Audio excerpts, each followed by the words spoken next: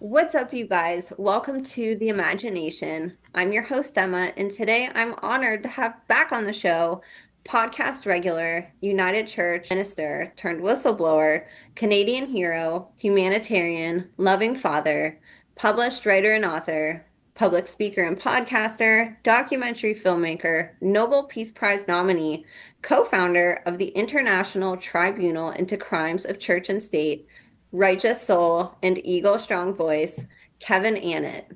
A little bit about Kevin if you've missed any of his past episodes, and a little bit about what we'll be discussing on today's episode. Born in Edmonton, Canada in 1956, Kevin is a former United Church minister turned global human rights crusader whose relentless pursuit of truth has shaken the very foundations of power.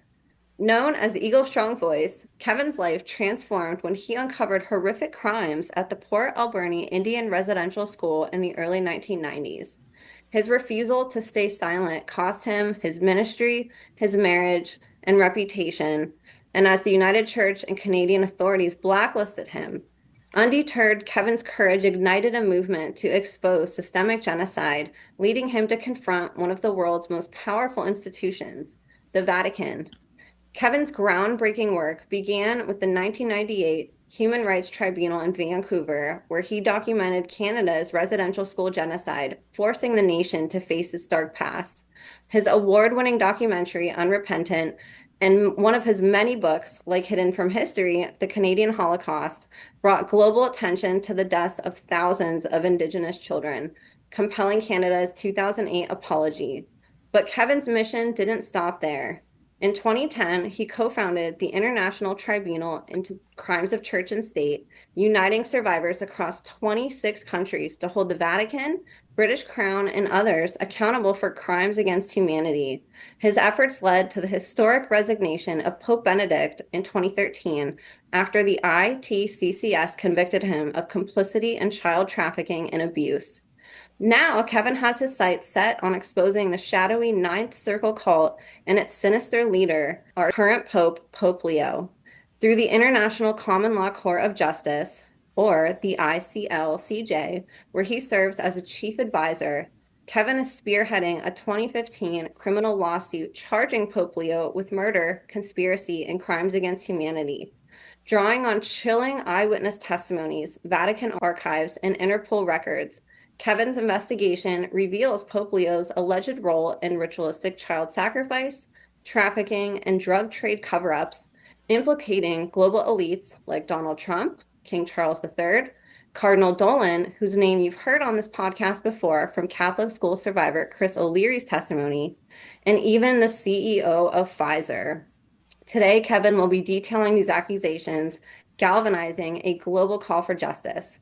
Despite the smears, blacklisting, and threats, Kevin remains unyielding, inspiring survivors and truth seekers worldwide.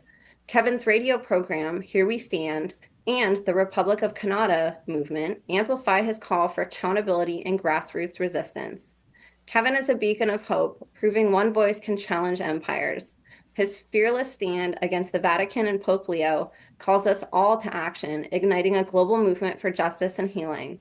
Join him at www.murderbydecree.com to stand with the voiceless, reclaim truth, and build a world where no child suffers in silence.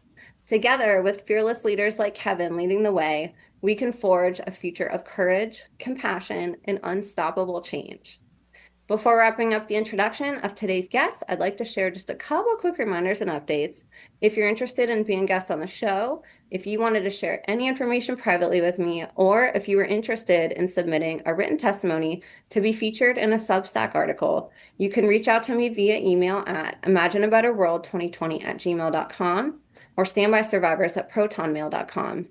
Additionally, I've teamed up with a couple of my favorite brands to offer you guys exclusive discount codes on products I love, such as Rife Technology frequency machines and CZTL's premium methylene blue. You can find all the relevant links and codes along with other resources down below in the show notes. I've also started up a new YouTube channel recently, and you can subscribe to me there at the handle at Imagination Podcast Official that I am now streaming new episode premieres from weekly. Turn on your notifications and join our loving community in the live chats every Sunday, Tuesday, and Thursday evenings at 6 p.m. Central Time. Thank you all wholeheartedly for helping to make the imagination the safest space on the internet for survivor, whistleblower advocate, and educator disclosures. Your support means the absolute world to me and to every guest on the show. So you guys, without further ado, please help me in welcoming back today's guest of honor, voice for the voiceless, relentless victim and survivor advocate, passionate purveyor of truth, content creator, human rights activist, absolute warrior, and a man whose actions speak louder than any words, the one, the only, Kevin Annett. Kevin, thank you so much for being here with us today. It's an honor to have you back. It's an honor to be back. Thanks, Emma. You're welcome. We love when Kevin comes on the show. You always have great news, hope, and we have so many lessons that all of us have learned from your wisdom that you've tied in with all these exciting things that you're presently working on and that you've overcame in the past. So we're all really grateful for your work, and it's neat to just see the snowball continue to roll. I feel like every time you come on, there's more tribunals happening, there's more republics opening, there's more groups getting together. It's a really exciting time for people to feel this empowerment, and you've really pushed that for decades, and it seems like now, especially, more and more people are seeing the value in that and being like, wait, he's right. None of this has worked the last, however long. Why don't we try something new? So I'm excited to talk today about some new advancements that you've been making, some new things that have been happening, and some really exciting news of, implicating perpetrators, and getting people involved with taking that into their own hands to do. So I'll turn it over to you. Thanks, Emma. Just to remark on what you were saying, somebody said to me the other day, I've known him, his name is Larry, and he and I have known each other since the 70s. We knew each other in high school, and we're always involved in protests and everything. And he said to me the other day, Kev, you're like a link from the 60s generation to the present, because a lot of the people in our era gave up, when a lot of the kind of conservative trends hit. A lot of people, good-hearted people and activists just dropped away. And he said, you never did. And so you represent that kind of continuity from a generation that wasn't afraid to stand up and take on the authorities. And they didn't have the fear that you see today. So that's kind of, it was very heartfelt for Larry to say that, that he recognized the importance, bigger than just me, of what I represent in this movement, that it's a way to bring the wisdom, not a blueprint, but kind of the knowledge of a previous generation of fighters to inflame the present generation, to give them the same passion and resolve never to give up, because that's what brings results, when you just keep going, right? So thank you, Larry, and all my generation who are still out there, right? On the big news, let's start with the fact that, as folks know, there's a new common law court case convening September 1st in Brussels. And although it'll be mobile, it'll be going all over Europe and in America as well, to go to the scene of a lot of this firsthand evidence that's coming up. It involves two things, really: the culpability of the present Pope Leo, Robert Prevost, in crimes against humanity, in drug trafficking, child trafficking, and Ninth Circle cult ritual killings. And the second part is that he has a lot of accomplices, and you mentioned some of them. Right at the top level of government, business, church. Now, we know that in the past, we had kind of a vague idea that it was linking those different groups, but this new court case brings out for the first time how deeply connected these Ninth Circle cults are with the military, with drug testing, the whole, kind of COVID culture of mind control, bioweaponry, all of that. They were being used. The children in these Ninth Circle cult ceremonies were being used as part of that as well. It wasn't just a bunch of weirdos in red robes doing satanic rituals. They were tied in with big money, with big pharma, the military, government, church, all providing the cover and the means by which this happened. So we've got an even bigger tiger by the tail on this in this case. And the other new thing is that we've had more support come forward. Do you remember in the first case we did against Ratzinger, we had the Spanish government that took our evidence and notified the Vatican that Pope Benedict might face arrest if he came to Spain. 6 days later, he resigns, right? And we're getting even more support now. We've had promises from governments that I won't name. And it's not the official government, it's government agencies, including Interpol, and other police agencies who have said, yes, we'll provide the court security and we will help enforce these warrants. And so, for example, there's a warrant going out that empowers any citizen to help the court dig up evidence. You can go into any church, any building, and acquire any evidence and make citizen arrests against anyone who might be an accomplice in this. So it's a way, this court case is a way to empower people to take action. It isn't just another court case. It's a way to start to turn the tables on these criminals in high places. So it's very exciting in that sense. And I wanted people to view everything we're going to talk about in that light, that it's a way to, you have an opportunity to get involved in this process, anyone watching. So I wanted to mention that. If we flip to the first page there of that link, it's called the interim report of the special prosecutor. Now, even though the court opens on September 1st, there's a special prosecutor that's been working since June 2nd. And I've been an advisor to this prosecutor. One of the things we've been doing is meeting eyewitnesses. And so far, in this report, we talk about 10 witnesses who have been interviewed so far. And their work makes up the substance of this report. 5 of those witnesses are survivors on the ground. They're all women, they're all older, and as children, they were used in these Ninth Circle rituals. There's Epstein on the left and Robert Prevost, so-called Pope Leo on the right. And if you scroll down a little bit, there'll be a picture. Oh, okay, here's a very important picture. That's Robert Prevost when he was a newly ordained priest. That's in Rome. And that's Pope John Paul II, Karol Wojtyła, in 1983. Now, earlier on in 1978, do you remember when the Pope John Paul I was found dead after 1 month as Pope? That's because he began to investigate the ties between the Vatican Bank, the mafia, began to unearth all this dirt, right? And he's poisoned, as everyone around him, all of his advisors, they're all dead within a year. There was a kind of a clean house happening in the Vatican, and this guy was brought in to replace him.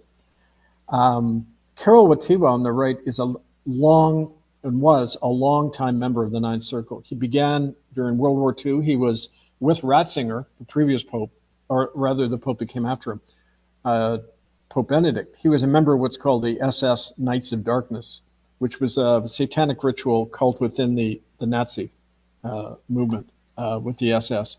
And he inducted Robert Prevost into the Ninth Circle the same month that John Paul I died. So this guy becomes Pope, and the way it works is you look out, you're on the lookout for priests and others who are willing to cooperate. So if they're willing to come to the Ninth Circle and participate in the grisly rituals, you go on a red list, and you could be a future Pope or senior cardinal. If you don't cooperate, you're on a blacklist, you'll never be elected Pope or anything. So it's very controlled. It's a way to control. That's why the Jesuits set up the Ninth Circle at least 400 years ago to control, the leadership of the church. So the first eyewitness, if you go down a little bit, you'll see that she's describing, this is a woman from Germany who was took part in this first ritual. She said Robert Prevost took part in the ritual killing of a girl who was pregnant. The Pope, John Paul II, Karol Wojtyła, cut open the woman's stomach and pulled out the fetus. They chopped it up, ate the body, and drank the blood. You see, it's based on the Catholic Mass, where it's believed the blood of the innocent it will redeem you. And when Prevost took his ordination as a priest, he also took a vow of loyalty to the Ninth Circle at the same time. That's how the ritual works. And another eyewitness described that at that same ceremony, where she also was present, there was this, it's been all over the news, a woman called Emanuela Orlandi, a young girl, disappeared when she was 15. She disappeared in Rome. The day she disappeared, according to the second eyewitness, she appeared at this Ninth Circle ceremony. And they didn't kill her, but they inducted her with torture, where they all have to participate in the killing of a child, often a newborn, and then cannibalizing it. It's part of the ritual. And this is a picture of Emanuela as a young girl in front of Karol Wojtyła, the same Pope John Paul II. So it's very organized early on, whereby they either kill the child or induct them into the cult. They claim that Emanuela was then trained to work with the cult in trapping politicians sexually, being a sleeper assassin. It's a part of the, again, there's a lot of overlap with the MK Ultra and what CIA and other agencies do in terms of using people.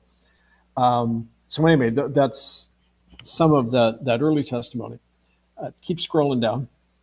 For people that are new to Yeah, the Ninth Circle cult, could yeah, you give just a little bit of background on right. what that is? You mentioned it went back 400 years, which is pretty fascinating. Well, it's interesting because we've even found a log that was slipped to us by a Vatican librarian, which purports to have a list of all of the Ninth Circle rituals that have gone on since 1869, with a list of all our participants. That's how we know another reason, besides the eyewitness, we know that Robert Prebles took part in these ceremonies. But officially, yeah, the Jesuits set it up in the 1500s, as like I mentioned, but it actually is a lot older because it's based on a Roman cult ritual. The name Ninth Circle actually is a translation from Latin, nonus perfidia. And what that means is the ninth betrayal. So the ninth circle refers to the 9 levels of hell described in Dante's poem, The Inferno, where it's believed that at the 9th level of hell is Satan, along with the souls of people who betrayed a sacred trust in life, like the trust of a child. And it's also called the 9th betrayal because as you go down through different levels of hell, you increasingly betray the things that make us human. Love, compassion, integrity, the life of children, all of that. And basically, these participants believe that if you do these rituals and sacrifice yourself, as well as these children, you'll gain a lot of power, and including power over people. But it's also a cover because don't forget, in a lot of the military experiments that we've, been well documented over the decades, one of the ways they brainwash people is they put in post-hypnotic suggestions that, no, you weren't being used by military, you were part of a satanic ritual. And so you make it very distant, like it has nothing to do with the present, with the present government or the churches or anything, to fog what's really going on. And so the same thing went on here. So when people talk about being in a satanic cult, you have to also say, okay, yes, it has that practice and appearance, but it's also a lot more than that. And we know later in the report, it describes how Donald Trump was not only involved with at a child sex orgy party at Jeffrey Epstein's apartment in Manhattan in the spring of 1999, and they identified his bodyguards and other people who we know work with him. But he also was involved in the death of several bankers, Vatican Bank officials, with Deutsche Bank, which were involved in providing secret unauthorized loans to Trump International. And these guys conveniently die, as did other witnesses who we'll talk about. So, and he was seen at these cult rituals. Okay. So when you're in that echelon of power, everyone's involved to some degree, or everyone knows about it. So that's why we call it a systemic crime. It isn't just a bunch of weirdos who you can lock up. I mean, it's right embedded in the system, like child trafficking is, through the government, social work system and all that, as we know. So anyway, that's a little bit of background on Ninth Circle. Thank you for that. And you're absolutely right. You hear that time and time again that obviously the satanic ritual abuse, the Satanism, the satanic cult aspect of all this, it does play a big part, especially when you're looking at sort of the ancient mystery religions, black magic. There's a lot of different things that they pull from that layer of it, but it is a layer that is on top of the government. That's the part that they hope that you stop at is the satanic ritual abuse, the Satanism, the satanic cult, because underneath that implicates a lot of people, and that's kind of the deepest layer. And so I appreciate you shining a light on that, because it goes deeper than any of us can imagine, and gets even worse than, what we can imagine. But a lot of people do stop there, and I think that's where sometimes these conspiratorial aspects come up because there's not the connection to the deeper layers. Right. And I mean, don't forget, conspiracy is an illegal term. It's Yes. 3 or more people planning to do a crime. Yep. And so this is definitely at work here. So let's go down a little bit more on that. If you go down to the just below that picture, you'll see a picture of Emanuela Orlandi. Yeah, scomparsa means disappeared in Italian. And there's posters like this all over Rome still. The church put out the story, oh, she just vanished, we don't know where she is. No, in fact, she's still probably alive, being used in the Ninth Circle rituals. As a matter of fact, we've actually put out a call across Europe for anyone who knows her whereabouts, because she's one of many that are used in this system. But if we go down a little bit more, right beneath that picture, there's another witness, and she was from Essen, Germany. She took part in the ceremonies, and she was taken to Buckingham Palace. And under Buckingham Palace, she described a militarized basement compound where she observed rows of children in cages, including those with wires protruding. Her eyes were so cruel, I think it was then that Charles and Andrew raped me over and over. Later, when they had me in the cage, I saw Andrew drag a young girl out of a cage and stab her to death with a long knife.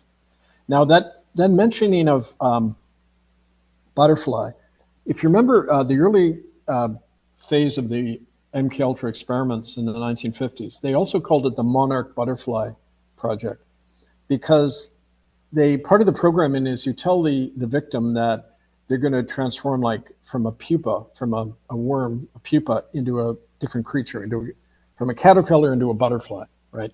So the idea that they're wiped clean and made into a new creature.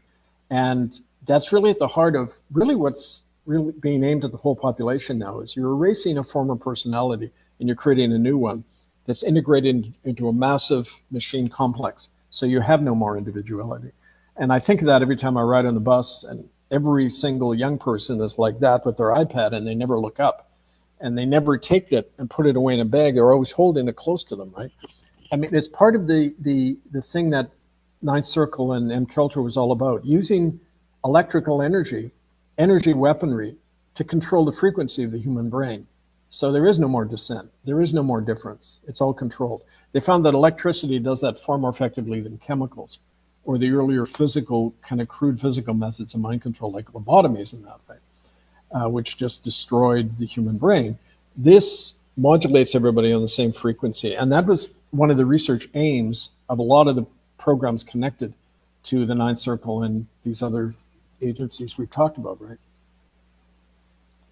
Yeah, that's horrifying what you read, and very, very telling, and does have that essence of MK Ultra, along with, the cult side of it, and even being subjected to electric shocks. That's very synonymous with survivor testimonies, as Yeah, and just these horrible, horrible sacrifices and deaths that they make these children, these participants, they force them to watch and or partake in. And that's really horrifying what this woman saw, and really wonderful that you're able to shine a light on it and give her story a voice. We need more of this to come out, and a lot of people that we don't want to be involved with this stuff are.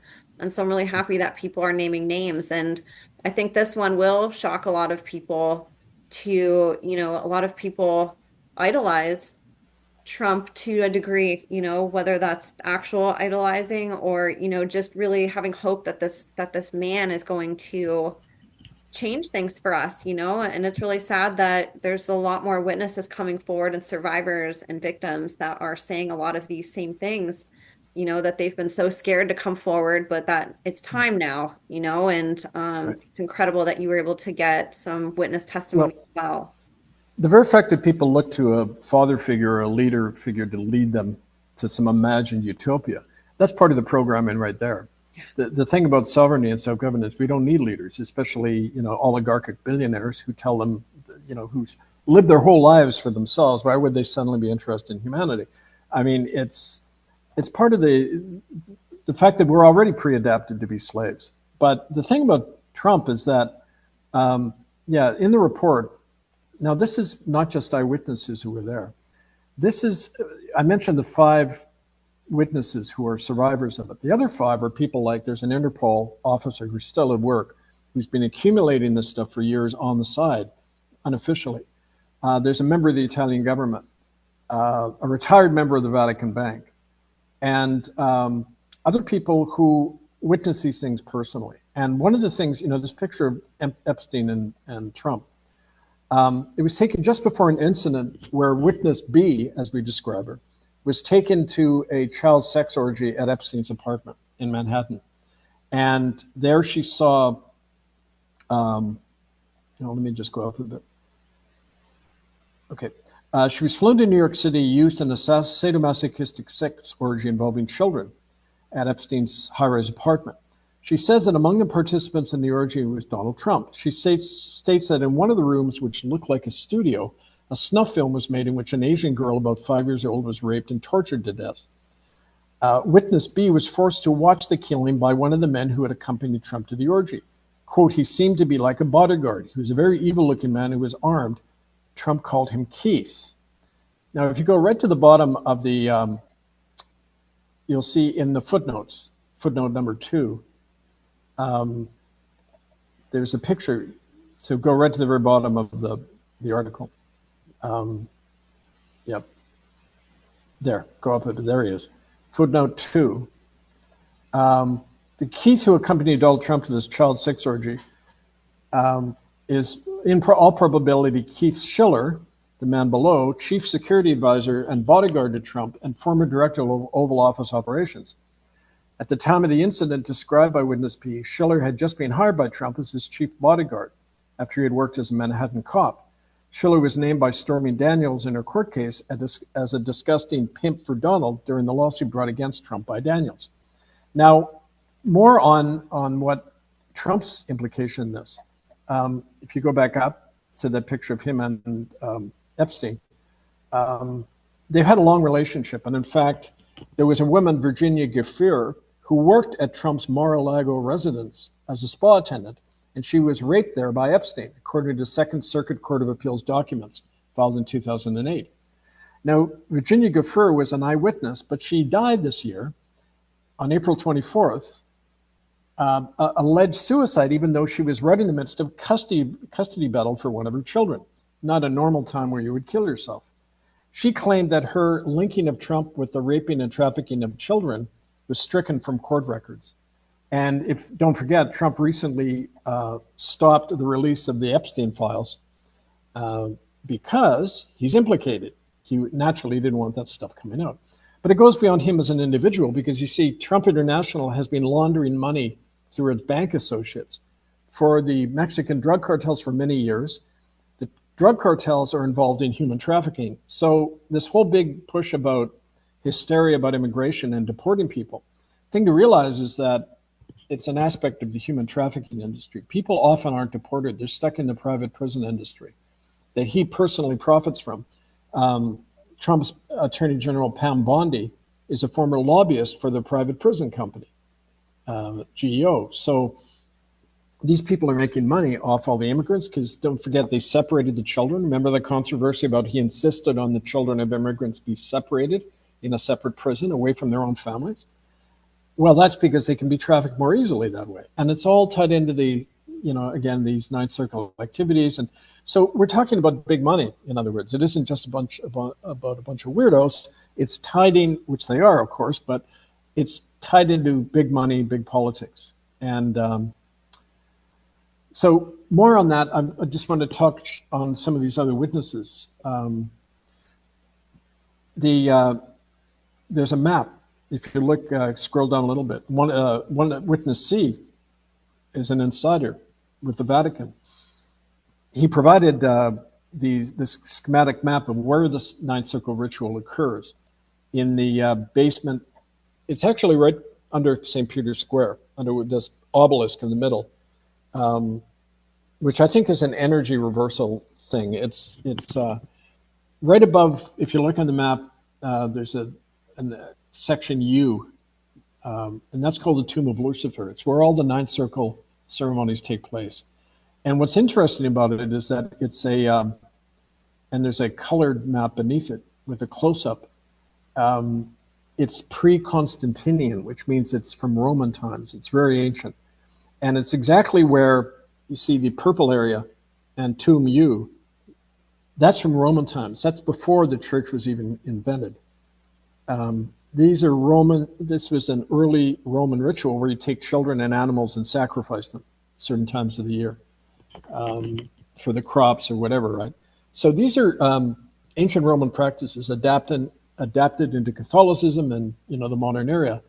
And some of the people in Rome, if you believe them, they say that this is a gateway to hell. That's what they referred to as. It's kind of like a dimensional portal where a lot of bad energy comes through.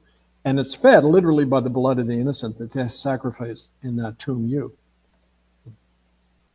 Wow, And that's pretty neat. yeah, You're able to get some of these graphics. I've yeah. had, as I was looking at this, I had a survivor on my show who testifies that she was abused at the Vatican talk about, and she was a child, of course, remembering, but she was saying there's a giant chair in the ritual room that Satan sits on during Wow. one of the child initiation rituals, and she said that he looked huge, you know, but you think about coming from the eyes of a child. I don't know how big the person might have been. She might not either, but I almost got chills. I felt my hair stand up whenever I saw this chair here because I've actually heard that that exists under in one of these Vatican spaces. Right. Well, I mean, there's all aspects of their testimony I haven't touched on. Frankly, Yeah. it's kind of so disgusting. It's hard to describe. Yeah. But it has to do with the destruction of innocence and getting people to destroy their own innocence. For example, they all have to participate in the killing of babies, and if they don't, they're killed right away. So the survivors are all implicated. That's often why people don't come forward, because they themselves have done the killings, right? So it's hard to, you don't want to think about it, you don't want to admit it because of what might happen to you. But the court has given amnesty to people who do come forward and describe, so they know they're not going to be prosecuted for that in return for their testimony. And that applies to any official at the Vatican. Anyone is granted amnesty by the court for their testimony. So that's helped people come forward, right? But some of these other witnesses, like, let me just touch on that. And I just want to say, you know, like I mentioned, I've talked to all 5 of these witnesses. We've done Zoom calls with the special prosecutor.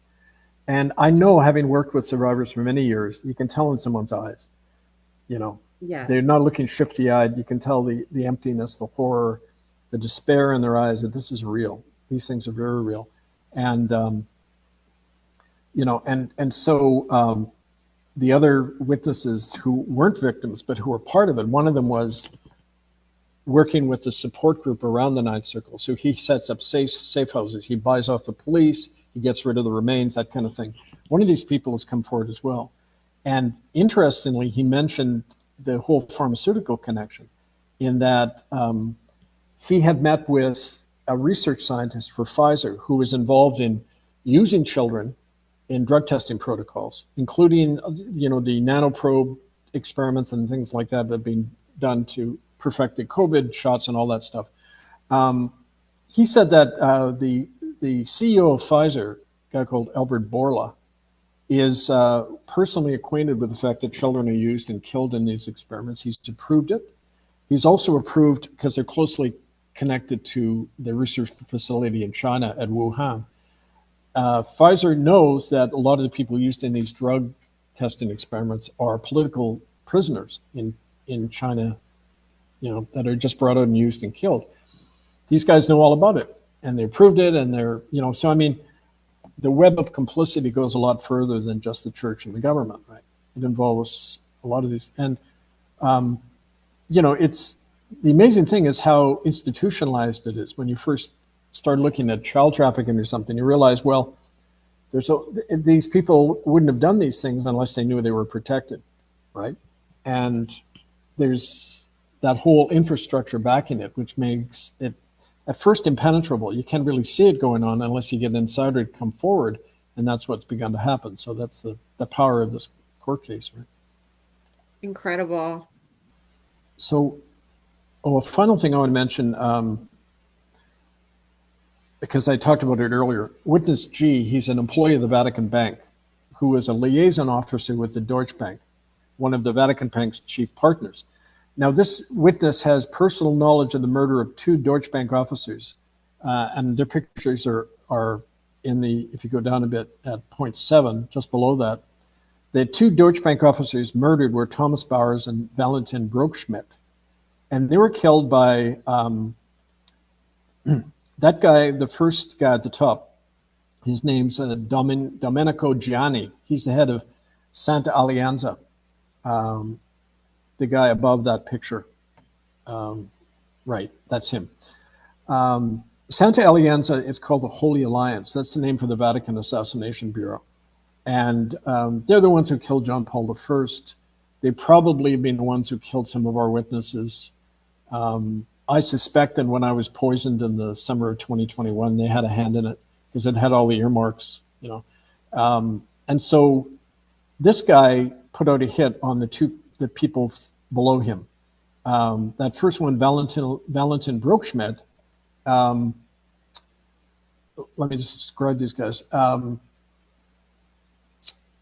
Brockschmidt had provided FBI investigators with hundreds of documents about the connection between loans to Donald Trump from Deutsche Bank and his secret Russian and Vatican investors. He gave the FBI hundreds of documents about that, but then he was found dead in April 2022. The other man, Thomas Bowers, who's below that in a picture right next to Trump, Bowers was a close friend of Trump and Epstein, who was found dead in Malibu in November 2019, just a few days before the story of his relationship with Trump and the bank loans went public.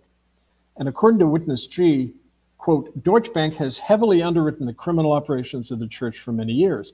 It's laundered billions of dollars for the Vatican mob and its Vatican and its mob associates, and for Trump International and its Mexican drug cartel partners.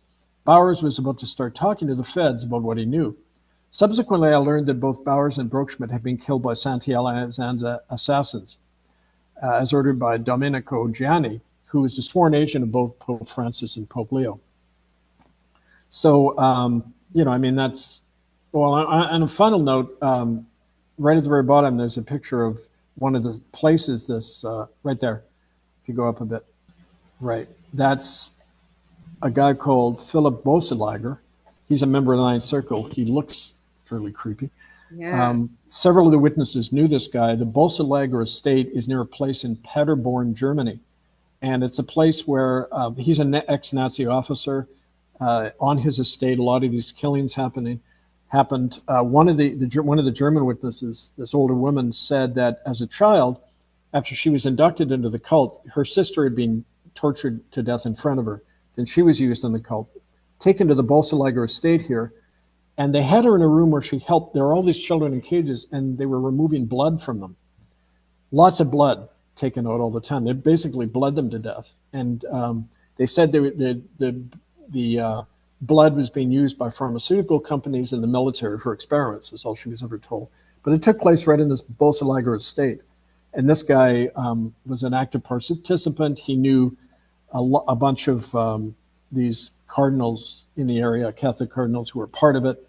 And I mentioned that there were a number of local Catholic cardinals who were protecting the Boeselager estate, who were providing children who were personally involved in the rituals. And I talked about their connection to Timothy Dolan, the Archbishop.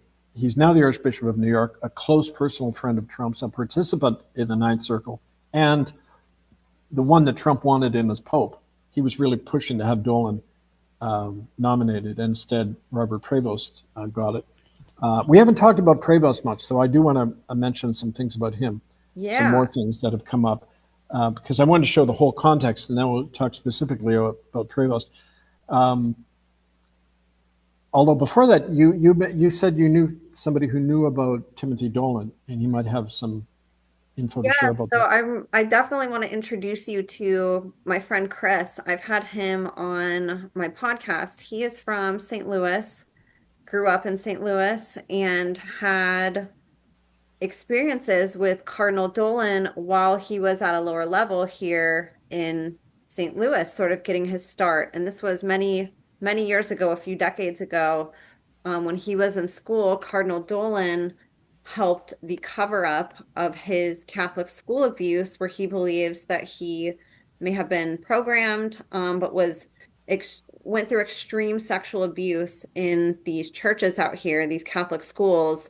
And Dolan worked there, oversaw the staff before he moved up to be cardinal and Right. obviously archbishop now. But the survivor shares how, Dolan one of the reasons why he was abused and continued to be was because Cardinal Dolan helped the church cover it up. And there were many children, he was one that he's been testifying and they're still covering it up out here and he's older now. And so it's Yeah. really interesting. I'll have that interview linked and I'll send it to you, Okay. Kevin. But Great. yeah, Well, it's all connected, isn't it? yeah, and the thing to understand is that in a way they don't have to cover up because the law allows them to do whatever they want. The church is a law unto itself. They have a policy that says when children are raped by priests, no one is to tell the police. I mean, that's a criminal conspiracy right there. They shouldn't be allowed to do that under the law, but they're not under the law. And the fact that they've been operating this child killing machine for so many centuries is more proof of that, right? Yeah. So but that's why we always talk about crimes of church and state because it's really one beast, and with a lot of money behind it. On the other hand, they're very vulnerable because there's so many witnesses to this, and the difficulty is getting people to realize that they can act on this. And we can talk a little bit about that, but let me just end by talking about more of the evidence about Prevost, the present Sure. so-called Pope. Um, thing to understand about him is that he may have been born in America, but he's really the second Latin American Pope. He's carrying on the work that Bergoglio did before him, which was financially to allow China to penetrate the Western Hemisphere. Bergoglio did that in North America. The reason Prevost got in to be a archbishop and then cardinal quite recently was because he greased the wheels of Chinese penetration of South America to grab their minerals and resources. There was a thing in the news just a couple of weeks ago about how China just opened the largest port on the West Coast in Peru, a $1.5 billion port with Vatican bank money in the Peruvian government. And a lot of the minerals are now being shipped out of there. A lot of illegal Chinese immigrants brought in, just like on the west coast of Canada. And that was why he was put in, to carry on that kind of Chinese takeover, to underwrite it with Vatican money. But at a more basic level, he's a long time, since the age of 21, he's been a member of the Ninth Circle. And, there's constant stuff in the news about him covering up, the activity of child rapists in his diocese of Chiclayo in Peru. One of the reasons he got in, as well as he had close ties with the military, with the drug cartels. If you remember Pablo Escobar, the Colombian drug lord, he regularly invited Prevost to all his parties, right? Because Peru is right next door to Colombia, right? And this guy was in with the military, with the drug trafficking, the child trafficking from early on, and of course the Ninth Circle. So he was an ideal candidate, for in a number of ways to keep this whole murderous machine going, right? Wow. Oh my goodness. And with the Pope Leo case, how many witnesses have you had come forward about his abuse or survivors? Of the five witnesses, two of them were personally raped by him. Things like during the Ninth Circle ceremonies, they take the bodies and the blood of the little baby or fetus that they've chopped up, force it into the mouth, like a communion ritual.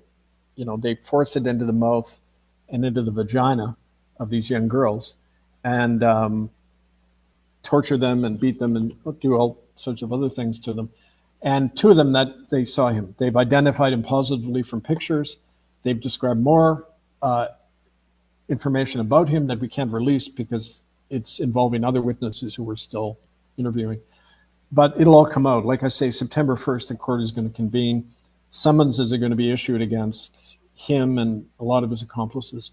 And, we have the power of enforcement. Now, more people, more police forces, people on our side to help, not only enforce it, but stop these things, right?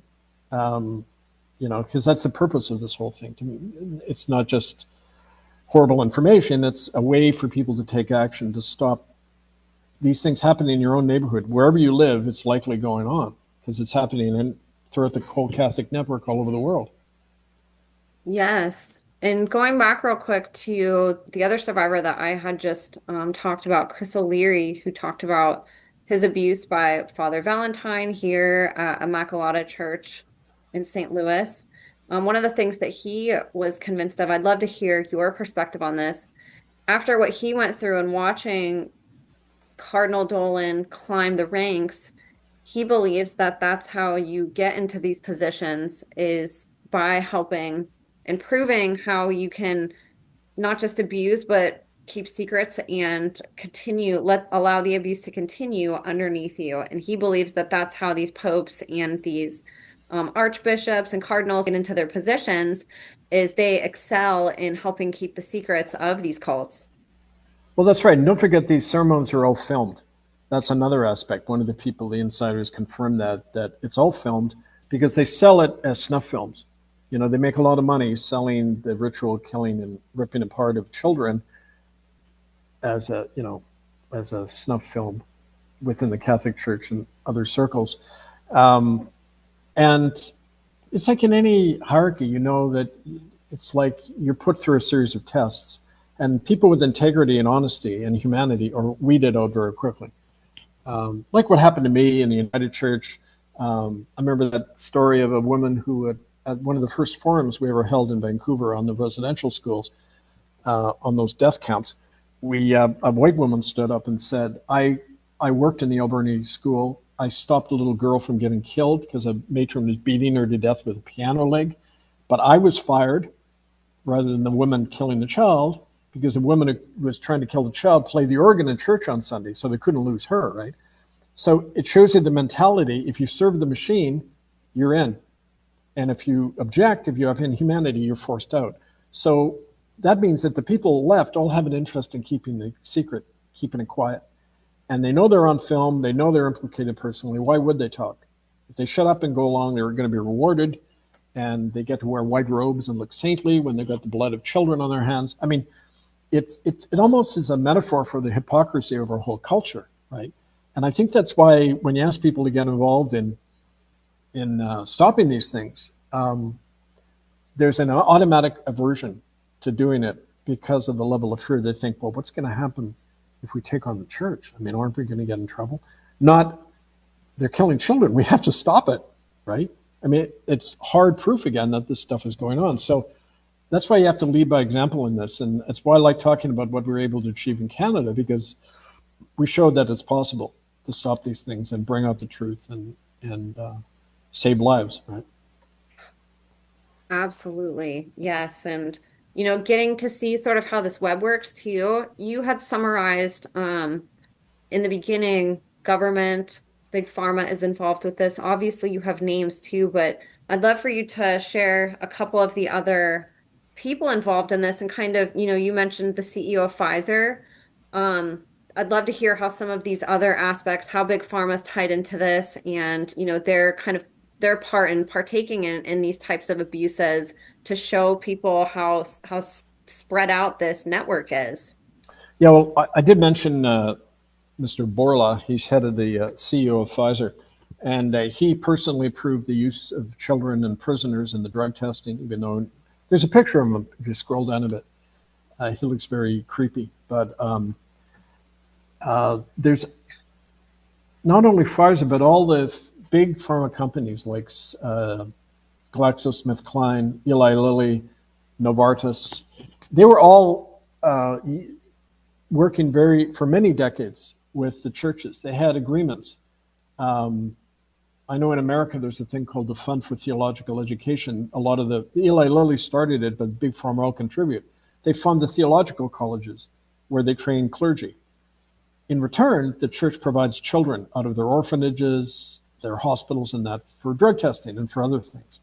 And it's well known. I've heard people in government make reference to it, kind of obliquely. But the fact is that they are up to their eyebrows in these crimes, the pharmaceutical companies, because it helped them develop these nano serums and these other things that are being used as part of the bigger corporate agenda of controlling the whole world's population. And so, yeah, they are just as guilty as all these other actors. We mentioned the banks, the Dutch, Belgian, and British royal families. all of their members seen at these rituals. Again, one of the witnesses from Germany described, like the other witnesses who came forward in the past, like Toos Nieuwenhuis from Holland, taken to Carnarvon Castle in Wales, where Andrew, Prince Philip, Prince Charles, they were all the present so-called King of England, all at these ceremonies where children are ritually killed. So in a way, when you're operating at that level, it's almost a question of who isn't involved, right? Because you just keep, you realize that that's how a hierarchy operates. You have to keep everyone implicated so that they protect each other. And that's often the way it works, right? Absolutely. And, seeing these different people also that were witnessed being at these rituals too, it really just goes to show how the people that we look at to protect us are the ones causing the most harm behind the scenes. And then publicly, they wear this facade that they're these very saintly, good, Christian, wholesome, Catholic, whatever it is. They present one way to the public, and the public cheers for them, whether it's idolization or just admiration. They really put on the show publicly. And then it is just so hard for people to wrap their mind around what goes on privately, to see this, archbishop, this pope that are trying to be charitable, on TV, and they're presenting one way, and then behind the scenes to hear what these witnesses say, it is just devastating. Well, don't forget that a lot of people don't have those illusions about the church anymore. Very few people, you know, of any intelligence go to church anymore, right? Anyone who knows anything about the history of these groups can't deny that this stuff goes on. There's a quote at the start of that article. I put in that quote. We all know that quote: "Power corrupts. Absolute power corrupts absolutely." People don't realize that that was in reference to the Vatican. A guy called John Acton, he was in the British House of Lords, and he was referring to when the Vatican declared that the Pope was infallible, like incapable of error, like he's God or something.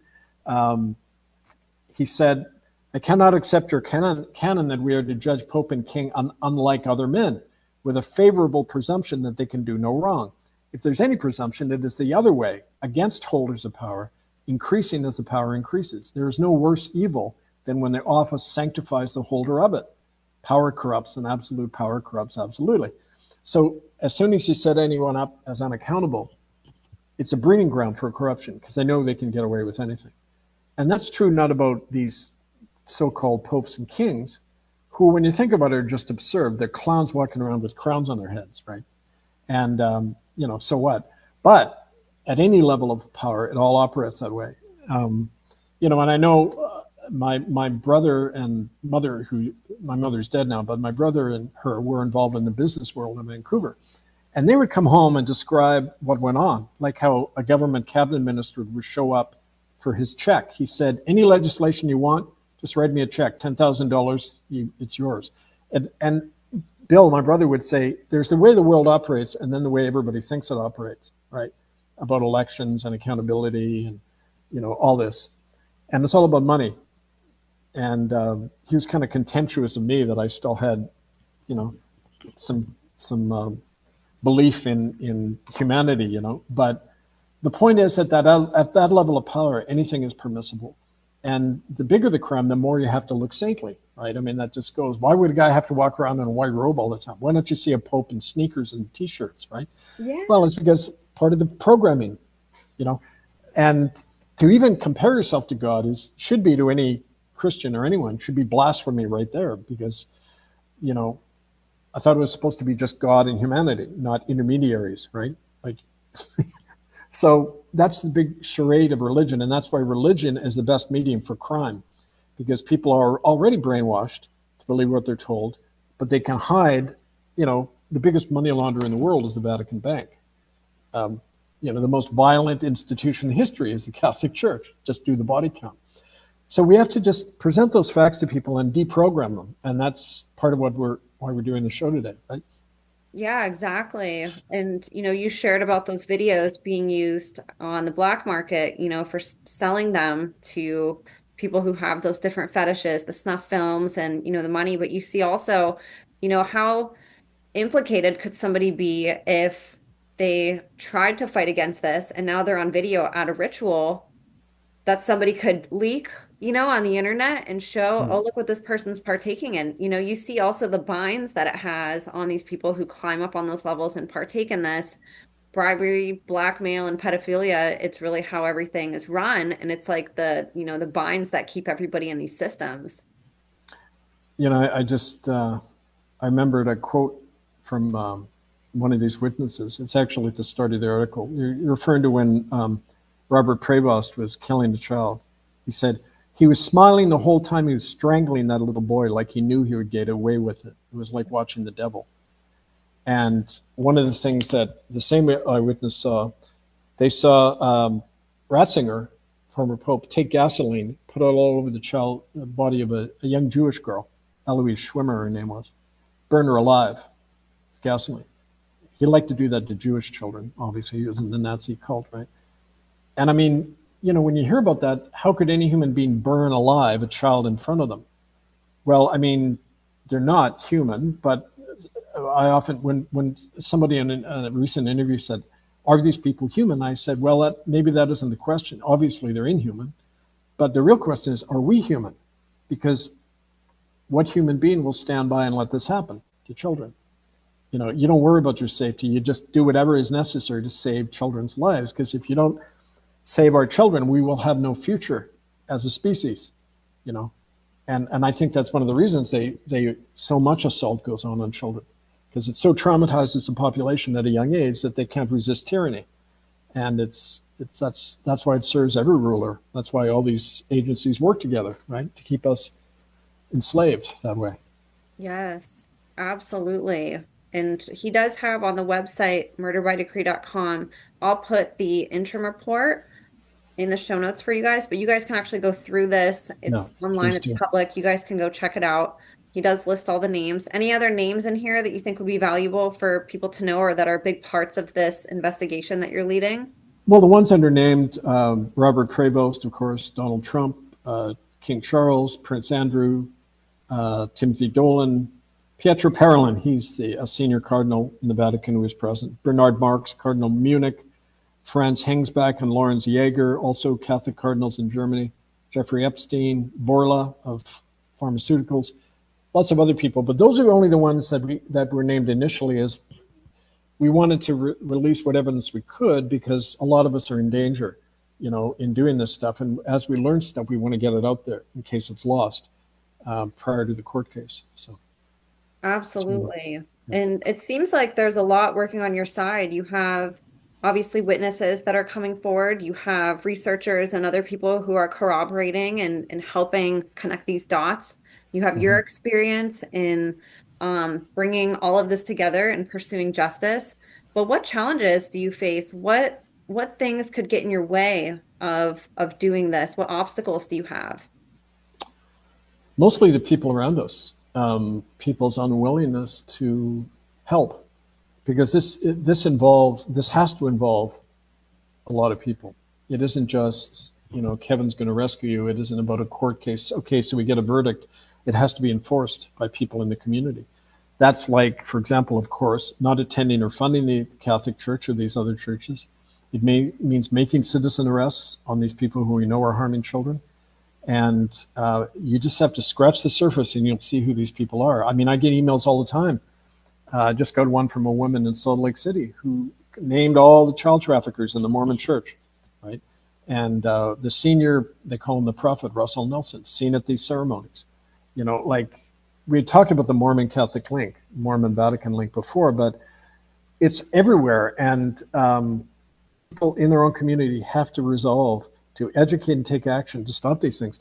We prove that when you do that, it sends a shockwave through them. They're not at all powerful. They're only powerful because people are quiescent and don't do anything. As soon as we're the sleeping giant, as soon as we start stirring, they start crumbling. We just have to activate a lot more people to do this. And that's why I say to everyone watching this, contact us, learn, but also about how you can set up action in your community. The court is putting out special warrants, which will allow you to grab evidence, take in evidence, make arrests, also reclaim the property. The Catholic Church is a criminally convicted body. So under international law, they've lost the right to their assets and property. That's why Native people often go in and take over Catholic churches and tell them to get out as reparations for the genocide. But also, once you're criminally convicted of human trafficking, money laundering, genocide, as the church has been, they're what's called a transnational criminal organization under the law. They don't have the right to their own money. The fact that the existing courts won't enforce that is because of the politics and money and all that. But we have the right to do that. Americans know that when the government doesn't act in your interest and to defend your liberties, you have to. So, especially in America, I think people should take that knowledge and act on it, because already to some degree Americans have broken free from that dependency on authority figures, notwithstanding the Trump lovers. Americans know that sovereignty lies in their own hands, and we have the power to be the law and stop these criminals, right? Absolutely. And sort of piggybacking off my last question, one of the really cool things I think that you're doing is you're getting records from the Vatican archives, Interpol records. Have you faced any challenges in accessing and authenticating any of these sensitive documents? Just because we know how obstructed the government and Vatican has always been with information. Well, yeah, and we first tried, it's 13 years ago now, in 2012 with the first case we did. We had people who had stuff. Those people disappeared. We never heard from them again. Eventually, others began to come to us. It takes a while, because they're all watching to see, well, let's see if Kevin is alive next year. And he still is. Okay, well, maybe we can trust him. Maybe we can work with him. But it's kind of a long process of trust building, right? And the difference this time is that the political climate has changed. I mean, things are in such an uproar all over the world now that people are feeling their backs are to the wall more, and they have to take action. And part of that is bringing out the truth about this stuff. So I know that that's part of the reason, but it's a constant uphill battle. People dropping away, disappearing literally. And I have to take constant precautions in the work I do, where I live, where I work, just because, realistically, you can only do this for so long until there's a big backlash. And usually the backlash is not the obvious kind where people just get killed, because that'll bring more attention to bear. They create counter narratives, if you know what I mean. Another story to replace the truth. Say, like they did in Canada, they said, oh yes, some children died, but it wasn't deliberate, it was accidental, and here's money and apology, and we're all reconciled and healed now. And it's even more sickening than talking about the original crime in a way, to see the way the perpetrators pat themselves on the back and pretend things are better now, right? And they'll undoubtedly do something like that with this story, right? And that's why occasionally, somebody will step down, somebody will go to jail. They throw a random fish to the crowd, right? Yeah. To make it seem like there's justice being done. But in practice, this machine carries on. And, in the time we've been speaking today, probably another dozen children are being killed somewhere, right, by this system. So we have to always keep that in mind and keep us restless and passionate for justice. And that's something I see lacking these days. People don't have that passion and that disgust with this thing we're in that we have to stop, right? Right, exactly. And so, on that note, what impact do you hope that this case will have on public awareness and institutional reform? And especially like regarding the Catholic Church and its ties to child trafficking and organized crime that you advocate for and have for so long? Well, realistically, a system this evil can't reform itself. It can do window dressing, but it's not going to change its nature. And, Aristotle once wrote that you to understand the action of any system, you have to know its nature, and then you know what it's going to do. What is the nature of this system? It's based on conquest, the crushing of the human spirit, and murder. And that doesn't change over the centuries. It just changes its appearance. So instead of reforming it, which is an illusion, or holding it accountable, which is another nice idea, but it never happens, you have to replace it. I say people, you need the 3 R's like we're taught in school, not reading, writing, arithmetic, but resistance, and replacement, and I'm trying to remember what the third one was. Hold on, but it'll come back to me. But you have Resilience, to resist. Pardon me. resilience, That's good. ruthlessness. Let's use that. Let's use that till memory serves. The point is, you have to resist it, and you have to replace the system, right? And with one based on humanity, and you can't do that in a very large system. And we have to keep these things local. We have to, and that's the whole thrust of our work when we talk about sovereignty, personal, political, spiritual sovereignty, like that green book of mine that is now a big seller. We have to know that we're responsible individually for this. We're not going to look to anybody else. You know, the old saying is, if somebody leads you into the promised land, they can lead you out again. So you have to create your own promised land and create this reality where children are not used as fodder, where anyone who harms a child is dealt with. They don't get a reprieve.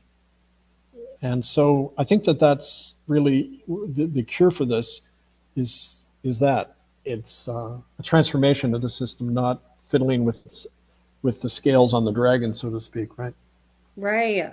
And based on all of your experiences, Kevin, I mean, we talked about a lot of evidence today, and there's a lot more in that report that we didn't even fully dive into. In your opinion, and based off your experiences, what do you believe is the most critical piece of evidence or testimony in that report that could shift the public or legal perception of all of these allegations for all these witnesses? Well, any evidence, there's an old saying, if you tell someone something that affirms their view of the world, you don't need to provide evidence. But if you challenge somebody's view of the world, all the evidence in the world won't convince them, because it's about how we view the world.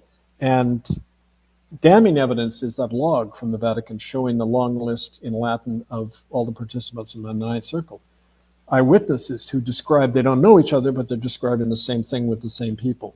And what happens in practice? Why would Ratzinger step down, first pope in 600 years, to resign right after the Spanish government had communicated with him? Would the same number of children be dying half a century later unless it was deliberate? Because if it was accidental or bad health conditions, they'd fix it, wouldn't they? But it's still happening half a century later. What does that tell you? What does simple common sense tell you? Well, it's a killing machine, right? But no one in Canada has ever commented at any level of the media or academia or anything. They've never commented on the one piece of evidence. They can't look at it because it exposes their whole lie. It says, yeah, this was mass murder, and we're still doing it. And now it's hitting us. It's almost like the machine, the monster we created, is turning on its creator now, on all of us. And I think that's the way to look at that. So just kill the beast and our connection to it and not try to reform it, right? Right. Are you hoping that this leads to Pope Leo stepping down in the same way that Pope Benedict did? Well, he's a figurehead, and him stepping down isn't going to change anything. Right. And he Puts his belongs veil in down. jail. You've got to shut down the Vatican. You've got to shut down the Church of Rome the way it's constituted. For Catholics, you say, leave the church, create your own community church. You don't need to be part of a genocidal, money-grabbing institution. What does that have to do with Jesus Christ anyway, right? Right. I found the 3 R's. I'm sorry. Let's Resist, reclaim, replace. there we That's kind of like our guide for what we do in this. We resist by defending children. We reclaim our minds and the systems of government to replace the old corrupt system. And I mean, again, it's just common sense, really, when you think about it. Well, this is great, Kevin. Is there anything else about this case that you wanted to share? Or if witnesses are listening or somebody that could provide information, how do they get a hold of you? How can we get people involved with this? Well, you can write to me personally, angelfire101 at protonmail.com. The prosecutor's email is itccsoffice at protonmail.com. And murderbydecree.com under ITCCS updates is how you keep posted. September 1st, the court convenes. The summonses are going to be issued. It'll be more public at that point. And notwithstanding something happening, because I don't know, we're in new terrain here. Anything could happen. And so, like when we began the first case in 2012, the chief prosecutor there just suddenly one day vanished. No one ever saw him again. So, I mean, there's no guarantee in any of this. You just have to do as much as you can every day and hope that other people pick this up. So what I would say to anyone watching is, it's in your hands what you do next, how successful you make this thing, right? And we'll have to bring you on after September 1st when you have some more updates, because I think people watching are really going to care about the outcomes and the journey of this, especially seeing how much you've done in the past and have been very successful with it. So it's really neat. And like I mentioned in the beginning, there's more small groups forming tribunals and also republics. And I wanted you to share about one of the newer ones that has Yeah. blossomed in Albion. In England, a lot of the supporters traditionally been in Western Europe and England and Ireland. And some of these folks came forward recently and announced that on September 21st, which is the equinox, they're going to meet at Runnymede, which is on the Thames River west of London. It's where they signed the Magna Carta in 1215, which is really the basis of common law in England. And they're going to raise this flag of the Republic and announce that the Crown authority is nullified, and there's a new jurisdiction, like in Canada, where you can join the Republic of Albion, form assemblies, bring back power into your own community. The flag is going to be better than that. It's going to be an oak tree with the word, you've got established liberty, but the 4 stars represent the 4 traditional nations of England, Scotland, Wales, and Northern Ireland. And so it's really continuing the republic that existed in England in 1649 with Cromwell, when they chopped off the head of the king, and Parliament declared the British monarchy abolished for all time. So we have precedent in England to establish a republic. It was created lawfully in 1649, and the Crown authority that was reestablished by a military coup in 1660 has no legitimacy. It's never had lawful power, and that's the point. We're just creating, like we did in Canada, we're creating a lawful republic, reestablishing it for all the people. So that's exciting, because if it's one of the ways, for example, in a new jurisdiction, one of their policies is they don't allow these genocidal churches to operate in their country. So they go in and they reclaim the Church of England, the Church of Rome, their properties, and like we've been doing in Canada. So again, it's spreading this movement all over the world and linking all these issues to say, yeah, it's about stopping the murder of children, but also stopping tyranny wherever it raises its head, right? Really cool, Kevin. This is awesome. You've already mentioned a few other updates of republics that have sprung up since you and I have started interviewing, and it seems like the ball's rolling more and more, the word's getting out more, and people are becoming empowered to take matters into their own hands, to create these small communities of people, and to have these grassroots movements where their voice matters, and so much of that has to do with the work that you have pioneered over these last few decades, and it just really touches my heart to see this happening more and more, and that you have updates all the time. I'm sure it was pretty painstaking in the beginning, trying to get people to see this vision that you had and to listen to you. And people are not only just listening now, but they're becoming empowered enough to follow your lead and to help champion what you pioneered. So really, really cool. And I'm really happy. I love hearing these updates. Thank you, Emma. And thanks for having me again. It's important to keep getting this word out. And we'll keep you posted. Absolutely. Yes, absolutely. Now, one thing that I love to do, and I don't have them up at the moment, but they are on your website. Do you have some book recommendations for people who want to learn more about the topic that we discussed today with the Vatican and sort of the direction that you're going with pursuing justice for it, for people who are interested in supporting you? Yeah, there's a link on murderbydecree.com to some of my books. That website is really important. It has all the seminal evidence that really began this movement about genocide in Canada and its roots in Rome and London. And you can download the whole book there. You normally get it $25, but you can download it there. 2 other books that are important, I don't know if they're on here because they're more recent, but the Green Book on Governing Ourselves, a handbook for personal, spiritual, and political sovereignty. And the book, Dethroning a Rogue Power. why the Vatican has to be expelled from the UN and lose all diplomatic and other recognition as a criminal power. And this book has probably sold 1,200 copies in the last couple of months. It's got all the facts about what the Vatican is, its criminal nature, its history, and all of that. So again, you can get that on Amazon, and maybe send the Amazon a note to start paying me on my royalties, because they tend to withhold royalties from not just me but other writers. So, That's awful. yeah. That's terrible. So many smaller creators turn to Amazon because it's a cheaper, more affordable, and easier option than hiring, an entire team to help with editing and publishing and all of this. And that's really sad to hear that they already take a lot of money from us and from creators, and now they're not paying them what their pay should be at the end, after Well, they finally make sales.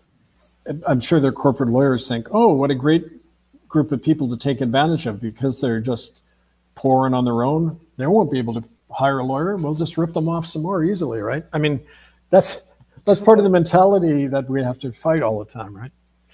Yeah, it's really sad. And I always love to recommend to you Kevin's book, Murder by Decree. It's definitely like the foundation of why Kevin started this work to begin with. And so much else has blossomed off of this. We hear almost every episode a new direction that this has taken Kevin down here presently, or just in the past, where this has kind of spiraled him to. So that is a really wonderful book as well, The Crime of Genocide in Canada. And it goes along with his documentary Unrepentant. I have this on my YouTube channel as well. Here's the original channel that you guys can find it on. But this details Canada's genocide, starring Kevin, and brings on witnesses and survivors, and you get to hear their personal testimonies. It's a really well done documentary, and I think it's relevant not just within the context that Kevin originally presented to it with focusing on Canada. This is a worldwide thing, and it's so much bigger than any of us can imagine. And it touches on the MK Ultra projects, and it touches on the Vatican. It goes into politics. This is a situation that touches on a much bigger network, and I think that listening to this, you can kind of wrap your mind around how some of these institutions play along together behind the scenes and what that turns into publicly, being able to see how genocide can happen legally almost because how it's written in the law, and then learning about what genocide actually is and why they target the people that they do, how this stays a secret. This can apply to all the different ways that crime hides behind the scenes. And this documentary does a really good job outlining how these networks are connected, how they work together, and again, how we see it from the outside, how it's presented to us to where it's not obvious. So I would love if you guys went and watched this if you haven't already. It is just a very, very well done documentary. And Kevin has his own show, radio. You have Radio Free Canada that I wanted to show, and then the Republic of Canada website. But I want you to talk about your show as well and where people can listen to it. Yeah, it's actually every 2 weeks, first and third Sunday of the month, at noon Eastern Time, bbsradio.com/Radio Free Canada. And there's also a lot of archive shows on there. You can kind of trace the history of this by looking at those shows. And the one that he just did on August 3rd, what is satanic ritual crime? Knowing our enemy. That sounds like a really cool episode. So you guys should definitely go check that out too. They are every single Sunday, so you guys can just go to the website and tune in. And like he said, you guys can listen to the archive too. And then we have the Republic of Canada website that I wanted to make sure that we shared with people. Right, republicofcanada.org. That's actually the folks in England, they use this as a model for what they set up. It's kind of like the seed from which other republics are springing, the original oak tree. And it gives you a lot of practical things on the ground of how you can start working in your community to reclaim it. So it's a good resource. It's a fantastic resource. And so I'm going to have all of these in the show notes, you guys. And I definitely encourage you guys to go dig through Kevin's websites. Murder by Decree is just a wealth of information that you guys can click through. There's tons of links, tons of documents, tons of references, lots of research. The interim report that we talked about today is on there as well, and I'll have that linked separately as its own link, so you guys can just click there. And I definitely encourage you guys to go look through that, share it with people. reach out to Kevin. I'll have his email, phone number, and obviously you guys can contact him from his website too. But if you guys have corroborating information, or if you guys are a witness or survivor yourself and can provide some testimony regarding the interim report, please reach out. That's the whole reason and importance of why we share what we do and why whistleblowing and sharing testimony and this information is important to do because it connects us with each other. It puts puzzle pieces together and it helps us paint a bigger picture and we can corroborate. So I would love if any of you guys um, could reach out to Kevin if you guys have a puzzle piece that could benefit this interim report case that he's doing. And then also, if you guys want to reach out to him and support or offer him words of encouragement, that's always amazing too. And of course, his books, I'll have those below too. You guys, please go look through there and search. He recommended two today, but there's tons. And we've gone over a bunch on our different interviews that we've done. So Kevin, thank you so much for being here with us today. It's always an honor to have you on. We always learn so much, and you come with some pretty dark places that you've discovered along your way, but it always leads to this place of hope and light and empowerment to where it leaves people feeling like they can do something to change this and that we're not just stuck in this darkness. So it's a That's right. wonderful balance of what you do, and we're really grateful for all the work that you've done over all these years. Thanks, Emma. And I will certainly keep you updated. Yes, we'll bring you back on as soon as we Okay. hear some updates on this. So you guys go Thanks so connect much. with Kevin. Like I said, I'll have all of his links below. Support him by his books. He's done a lot of interviews over on Sean Atwood's channel too on this topic. So if you guys want to go support Sean and Kevin, of course, go over to Sean's channel and leaf through. There's tons of interviews that Kevin's been doing on this very topic. So if you guys want to dig a little bit more into it, go over there and check it out and just go support anyways. Whenever Kevin's on, they have a live chat, go support him. Share this episode. There's a lot of really wonderful bits of information that I think people could benefit from learning regarding these institutions and the people that lead them. A lot of damning information, a lot of awareness that we can start to put these puzzle pieces together. So if you guys want to connect with Kevin again, I'll have his personal information, his email, phone number down below, his websites, books, interim report, all of it. And then I'll have my links below as well. Connect with me wherever you guys can. I have my email below as well if you guys want to reach out to be on the podcast, if you guys want to submit a written testimony to be featured in a Substack article, or if you want to reach out for any reason, feel free to connect with me as well, you guys. So thank you guys again for supporting and listening. We couldn't do this without you. God bless you all, and we will see you next time.